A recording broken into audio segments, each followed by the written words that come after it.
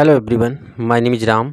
Well guys, आज हम पढ़ने वाले हैं प्रेजेंट परफेक्ट कंटिन्यूअस टेंस। ठीक है, तो आपने बहुत सारी वीडियो देखा होगा और मैं ये भी देखता हूँ कि स्टूडेंट काफ़ी वीडियो देखते हैं फिर भी वो कंफ्यूज रहते हैं।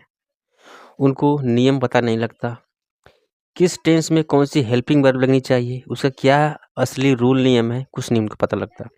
इस बुक में गाइस बिल्कुल डिटेल में बताया गया है। एक बार आप वीडियो देख लेंगे ना तो आपका कन्फ्यूजन दूर हो जाएगा। ठीक है, तो चलिए विस्तार में पढ़ते हैं, बस वीडियो में बने रहें।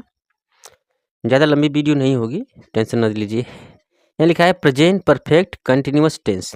तो प्रेजेंट का ये चौथा क्या है? टेंस है। प्रेजेंट इंडेफिनिट होता है, फिर प्रेजेंट कंटिन्यूअस होता है, फिर प्रेजेंट परफेक्ट होता है और लास्ट में चौथे नंबर पे क्या होता है? Present perfect continuous tense. ठीक है, यहाँ पे लिखा है रहा है, रही है, रहे हैं। तो कई लोग परिभाषा पूछते हैं कि भाई इसकी परिभाषा क्या है, कैसे हम पहचानेंगे कि यह टेंस किस टेंस का है। ठीक है, यह सेंटेंस किस टेंस का है। तो देखिए सिंपल सी आइडिया है, रहा है, रही है, रहे हैं प्रेजेंट कंटिन्यूअस टेंस में भी आता है, लेकिन फर्क क्या होता है आगे देखिए, यहाँ लिखा है तथा समय भी दिया हो। ठीक है, तो इस टेंस में समय के साथ बात होती है। ठीक है, जैसे उस टेंस में क्या होता है, मैं जा रहा हूँ, लेकिन उसमें समय नहीं होना चाहिए। समय हुआ तो फिर वो प्रेजेंट कंटिन्यूअस चेंज हो जाता है प्रेजेंट परफेक्ट कंटिन्यूअस टेंस में। इस टेंस में समय दी गई होती है। आगे आप सब कुछ आपको क्लियर हो जाएगा, बस अब वीडियो बने रहें। देखिए यहाँ लिखा है इस काल से यह बोध होता है कि कोई कार्य भूतकाल से शुरू होकर, ध्यान से समझिए कि इस सेंटेंस में यह बोध होता है कि कोई कार्य भूतकाल से शुरू होकर, यानी कि बीते हुए कल से शुरू होता है, वर्तमान में जारी है और वर्तमान काल में जारी रहता है, यानी खत्म नहीं होता है। पास्ट काल से शुरू होता है, समझ लीजिए पास्ट है, यहाँ से शुरू होता है और वर्तमान में जारी रहता है। ठीक है, तो इसको क्या कहते हैं भाई? प्रेजेंट परफेक्ट कंटिन्यूअस टेंस बनाने के लिए निम्नलिखित नियमों का पालन किया जाता है। ठीक है, तो जो ये परिभाषा है ना, इसको आप रट लीजिए कि इस टेंस कहता क्या है। ठीक है, इस टेंस में जितने भी सेंटेंस होते हैं वो पास्ट टेंस से शुरू होते हैं और वर्तमान में चल रहे होते हैं। कहने का मतलब है, बस जस्ट आप वीडियो में बने रहें। सो गाइस देखते हैं कि इसका जो पॉजिटिव सेंटेंस है, यानी पहले वाला, जिसे कहते हैं अफर्मेटिव सेंटेंस, ये किस रूल नियम पे बनेगा। ठीक है, तो बिल्कुल विस्तार में देखिए आप। देखिए सबसे पहले होगा सब्जेक्ट, ये रूल है।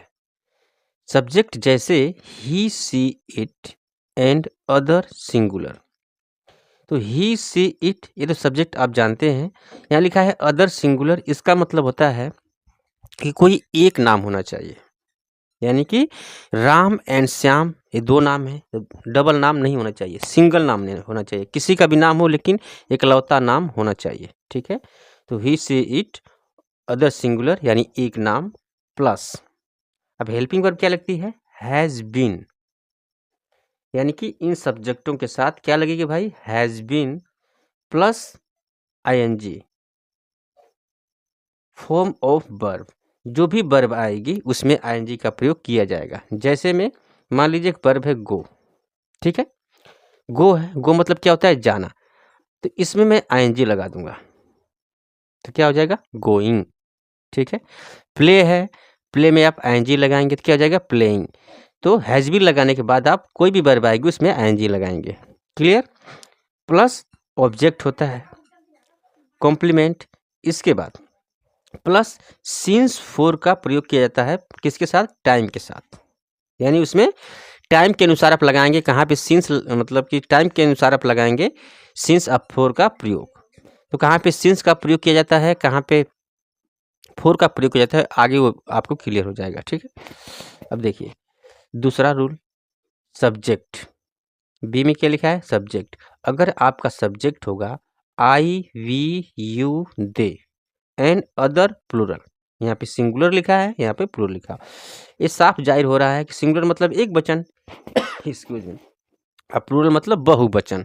ठीक है, तो I, we, you, they and other plural मतलब कि एक से ज़्यादा नाम होना चाहिए, यानी एक से जितना लंबा नाम हो इस सब्जेक्ट के साथ क्या लगेगा भाई?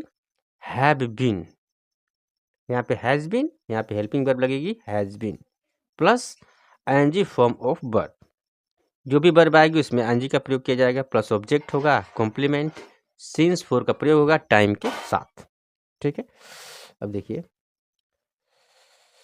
यहाँ लिखा है निश्चित समय के लिए सिंस तथा अनिश्चित समय के लिए फॉर का प्रयोग की होता है। ये भी क्लियर कर दिया है भाई, किसके साथ सिंस का प्रयोग करेंगे, किसके साथ आप फॉर का प्रयोग करेंगे। तो निश्चित समय के लिए आप सिंस लगाएंगे और अनिश्चित समय के लिए आप फॉर का प्रयोग करेंगे। ठीक है, हम यहाँ पे कुछ एग्जाम्पल दिया है, देखते हैं एग्जाम्पल। अब ये क्लियर हो जाएगा, एग्जाम्पल से सब कुछ क्लियर हो जाएगा। यहाँ लिखा है she has been writing the novel for 2 months। ठीक है, अब यहाँ पे लिख दिया है फॉर, यहाँ पे सिंस क्यों नहीं है, क्योंकि निश्चित समय की बात नहीं है। अब 2 महीने से लिख रही है, यहाँ पे लिखा है शी हैज़ बीन राइटिंग, वह लिख रही है, कोई लड़की है वह लिख रही है, क्या लिख रही है भाई, द नोवेल, कोई नोवेल लिख रही है, उपन्यास लिख रही है। कब से लिख रही है, फॉर 2 months, यानी 2 महीने से। ठीक है, यहाँ पे सिंस होता तो यहाँ पे 2 महीने नहीं होता, फिर जैसे 10 दिन से लिख रही है या फिर सितंबर से लिख रही है, अगस्त से लिख रही है, यानी कि कंप्लीट टाइम दिया होता है।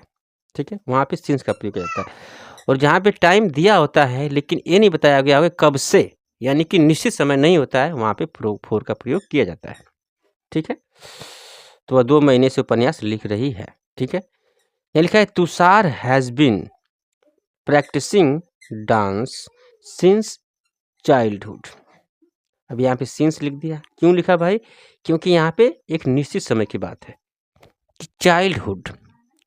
तुषार हैज़ बीन प्रैक्टिसिंग, कि तुषार प्रैक्टिस कर रहा है, किस चीज़ की प्रैक्टिस कर रहा है भाई, डांस, यानी कि डांस की प्रैक्टिस कर रहा है। कब से, सिंस चाइल्डहुड, यानी अपने बचपन से। तुषार अपने बचपन से डांस की प्रैक्टिस कर रहा है। तो निश्चित समय के लिए सिंस और अनिश्चित समय के लिए फॉर। क्लियर। अब देखिए नेक्स्ट सेंटेंस, यहाँ लिखा है they have been studying English for 3 hours। ठीक है, देखिए they have been studying, study मतलब क्या होता है, पढ़ाई करना। Excuse, they have been studying, वह पढ़ाई कर रहा है। ठीक है, वह पढ़ रहा है, कब से, क्या पढ़ रहा है भाई, इंग्लिश पढ़ रहा है, फॉर 3 hours, यानी 3 घंटे से। अब 3 घंटे से पढ़ रहा है भाई, ये तो ठीक है, लेकिन निश्चित समय तो नहीं है ना। अगर 10 बजे से पढ़ रहा है तो ये निश्चित समय हो जाता, 5 बजे से पढ़ रहा है ये भी निश्चित समय हो जाता, सुबह से पढ़ रहा है ये भी निश्चित समय होता, शाम से पढ़ रहा है ये भी निश्चित समय होता। लेकिन 2 महीने से, 2 दिन से, 2 सालों से, 2 मिनट से, 2 घंटों से, ये निश्चित समय नहीं है। यहाँ पे आप फॉर का प्रयोग करेंगे। ठीक है, वे 3 घंटे से अंग्रेजी पढ़ रहा है, 3 hours। ठीक है, नेक्स्ट सेंटेंस है the boys have been riding horse for 2 hours। ठीक है, द बॉयज, अब यहाँ पे यस लग गया है, मतलब एक से ज़्यादा लड़कों की बात हो रही है, द बॉयज।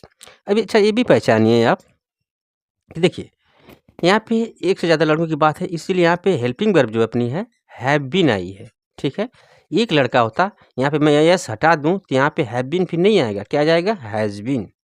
ठीक है, ये भी आप नोट करते चलिए, the boys have been riding, riding मतलब होता है सवार करना, घुड़सवारी करना। तो बच्चे घुड़सवारी कर रहे हैं, किस चीज़ की, हॉर्स, घोड़ों की। कब से भाई, फॉर 2 hours, यानी 2 घंटों से। ठीक है, तो ये चीज़ था गाइस, लड़के 2 घंटों से घुड़सवारी कर रहे हैं।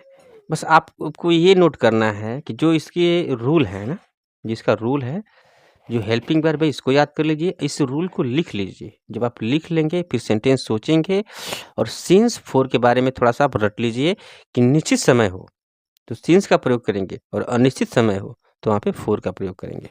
ठीक है, तो मिलते हैं इस वीडियो में। थैंक्स फॉर वॉचिंग, धन्यवाद।